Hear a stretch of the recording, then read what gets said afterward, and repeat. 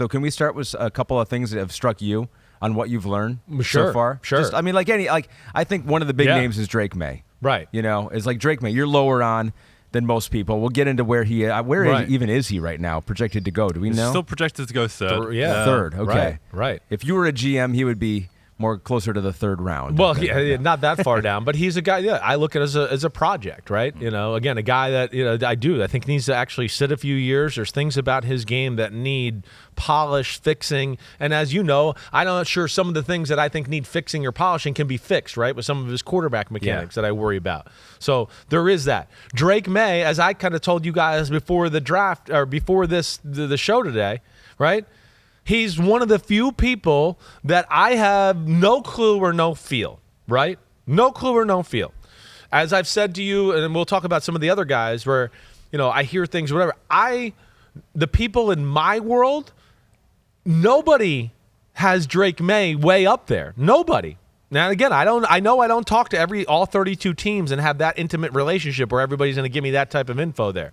But again, I have nobody that I know in my world that has Drake Maye in the top 5 or top 10 combo, right? Are any of these people? And I ask them too, do you know anybody, right, that you're friends with? And I get the same answer, right?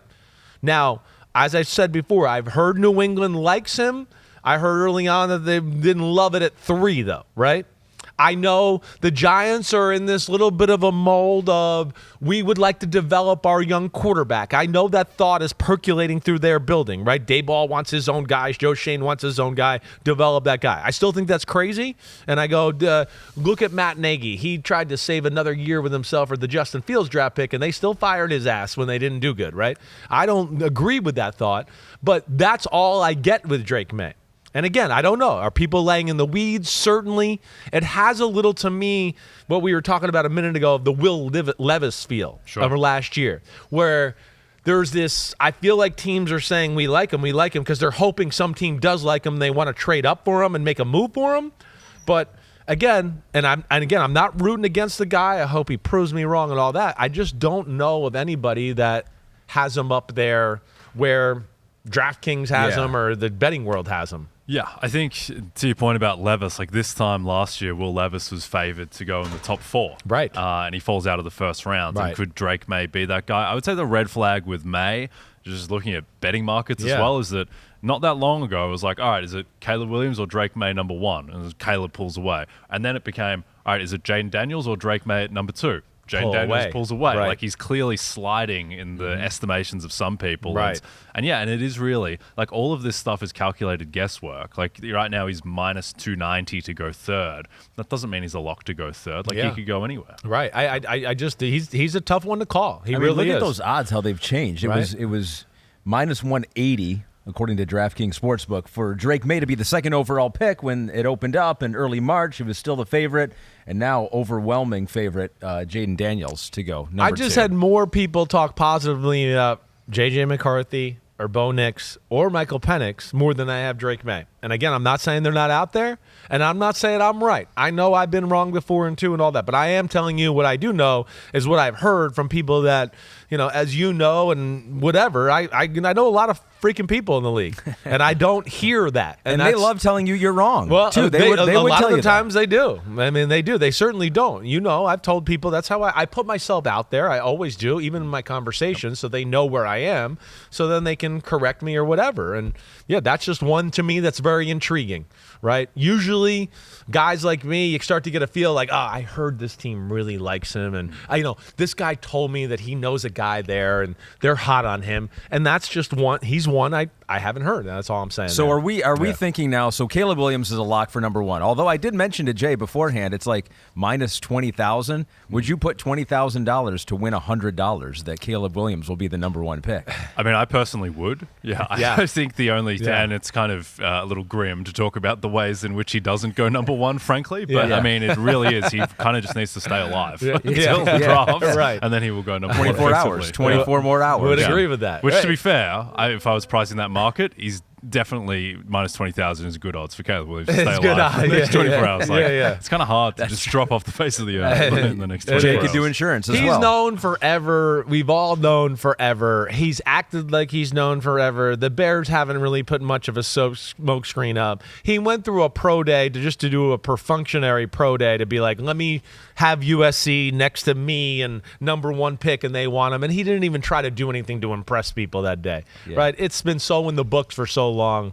We can move on with that conversation. But two in the books now, it seems like, Jaden Daniels. Because when you came out with your rankings and you first said, I think Jaden Daniels, I mean, that was still at the time when Drake Maye was projected to go number 2. But I feel like now we've gotten to near lock See, I can sway situation. the markets too. There you go. Yeah, no. Like, how close are we to seeing? I mean, Jaden Daniels is just what was it, minus 475? But that almost seems just as much of Caleb a Williams, lock. like you were saying, I mean, it's lock, boom. Like he's got to have to fall off Earth, or there's like the Earth crust is going to have to separate. But Detroit. at that point, they're not going to collect the bet, right? So you don't have to I worry don't know. about it. You never know. You never know about these betting places. Never know. In Australia, you can't do this in America. America is much more civilized, apparently. But in Australia, you can bet on aliens to invade. Oh, At which point, it's like, well, if the aliens have invaded, you've got bigger problems than trying to collect your bets at that point. A lot of videos out there that Imagine say trying to do they've that. invaded. they're I hope coming. they're paying up. I mean, I hope Dude, they give me are. your $100. The aliens are coming.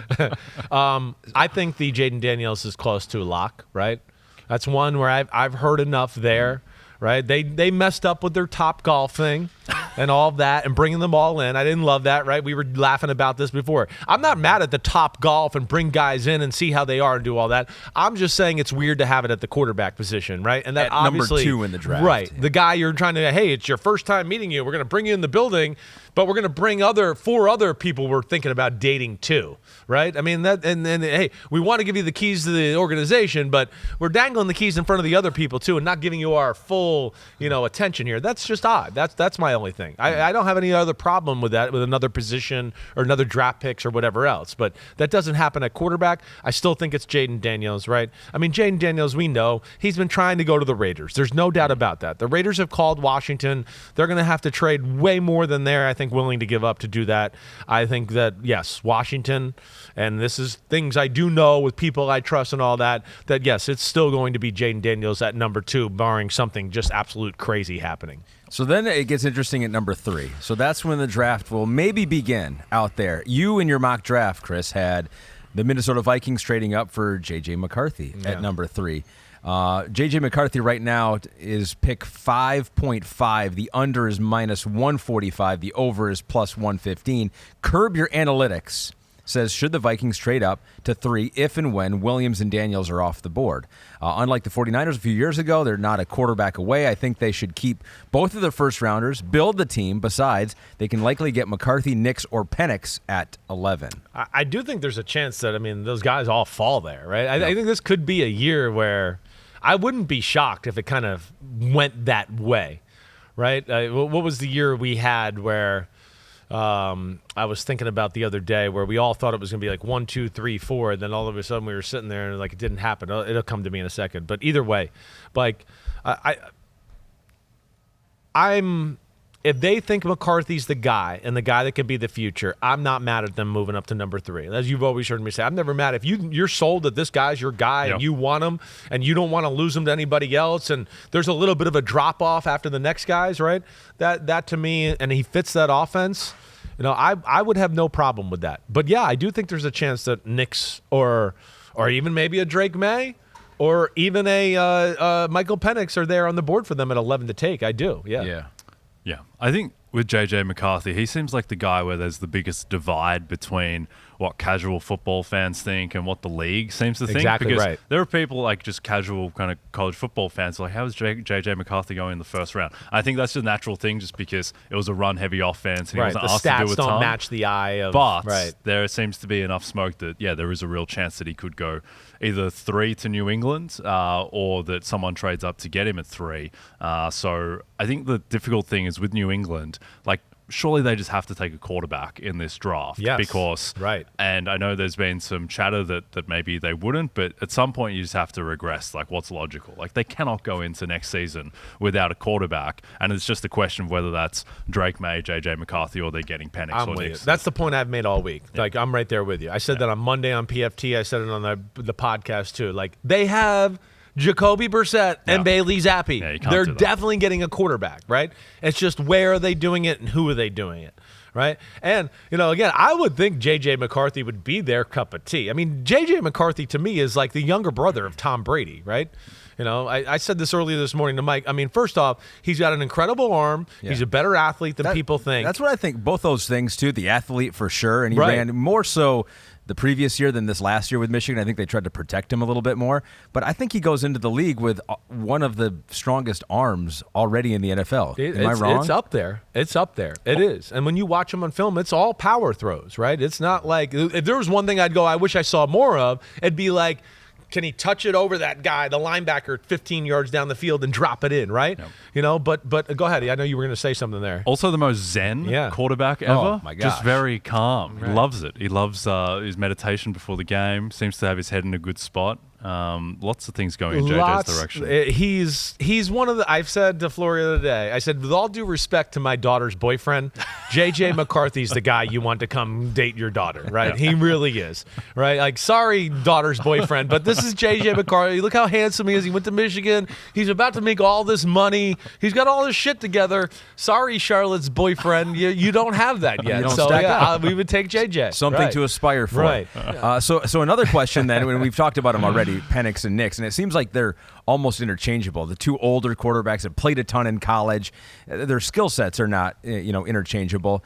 Penix is favored to go before Nix. Penix minus 360, Nix plus 280. You've liked Nix more than Penix from the get-go, even though you like Penix a lot. Yeah, I got them all in the same tier there, right? In your mock draft, you had Nix going to Denver at 12 and then Penix at 13 to the Raiders. If you were to handicap this one, Jay, how would you see these two quarterbacks? I agree with Chris's order. I think ultimately for all the smoke, I just think all these three teams from 11 to 13 are going to end up taking quarterbacks. It just makes too much sense. And maybe maybe Minnesota trades up to 3 and New England trades down. But I just think that those three teams who are currently slated for 11 to 13 and New England, I just think they're all going to take quarterbacks. Yes. It just makes too much sense. Is it just going to be there or where they are? That's the only question. Exactly. Right? And then the weird team in terms of quarterbacks in the first round is the Giants, where I think there is real scope. Even though they need a quarterback, I kind of think Daniel Jones probably has a bit more pedigree than the existing guys on those other teams, and maybe they do just take a wide receiver. I know.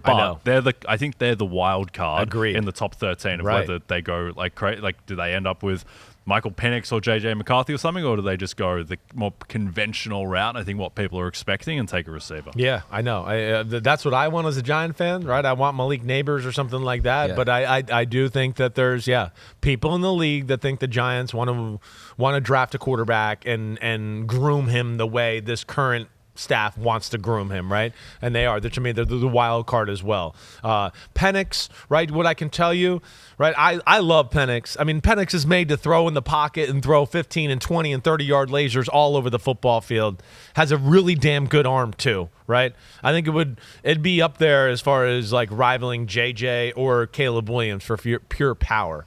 I think it's that. Now, I will say though, in the league, right? Penix is universally loved with everybody, right? Some people do worry about his body. Some people do worry about his feet. Some people do worry that he throws off his back foot all the time, right? I would say that of all the people I talk to and know and all of that, right?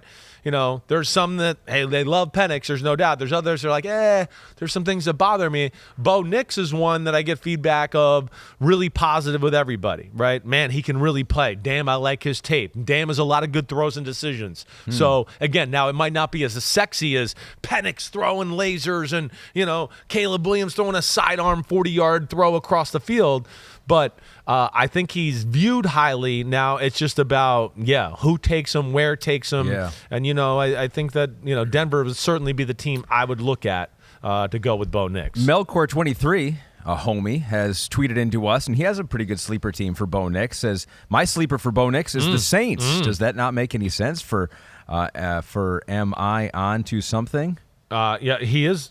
Or am I? Yeah. But I don't. The Saints would be one of those few teams out there, like maybe the Rams people too, that would go, they could be an outside chance quarterback team looking for the future, right?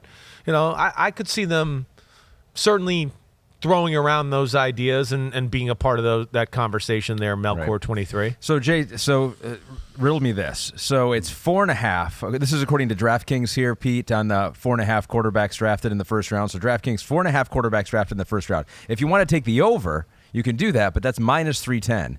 You want to take the under, that's plus 240. Simms has got 6 quarterbacks going in the top 13 in the draft, let alone the first round. What am I supposed to do with a bet that's presented to me like that? So it's not the most appetizing to bet minus 310, but Right. I would still bet minus 310. I just think that we have 4 quarterbacks we're extremely confident are going in the first round. Right. In obviously Caleb, Jaden Daniels, Drake Maye will go in the first Right. round, and JJ, JJ McCarthy. right. Slam and then dunks. You just need one of Penix or Nix to Right. go, and I think they will probably both go in Yeah. the first round. And the good thing there is that I do think you have this backstop where if somehow they do slide past 13, if they slide past Seattle at 16, I do think someone could trade back into the end of the first round and end up taking them. But yeah, it's interesting with the Saints and Knicks because I think everyone has just seen, Derek Carr is there and he is the guy and he is the answer. Like, Derek Carr, Daniel Jones 2 years ago was just as good as Derek Carr was, and everyone thinks that the Giants absolutely need a new quarterback. Like, I don't think that Derek Carr has to be, completely ironed in as the guy forever in New Orleans. Yeah, no, I think that's exactly the point. That's exactly right. Let alone it was an underwhelming year last year. It's been 2 years in a row of underwhelming play, right, from Derek Carr. Yeah. The Raiders got rid of him because they were like, damn, it wasn't that good, and we're not going to pay you $40 million, right? And, yeah, the Saints last year, how many times are we on here on Sunday night going, gosh, dink and dunk, these receivers they got, we want more, it's so underwhelming, bleh, right? So they're seeing that too. I'm with you. The Denver thing with the Bo Nix situation or the quarterback situation in general, where it gets dicey with them too, I could see them wanting to acquire more picks because they have no second round pick. Right? So there's that. But I also, think that gives them less wiggle room, and they better not play with fire a little bit. That's where I'm like, man, they want to trade down to 27 or 28, right?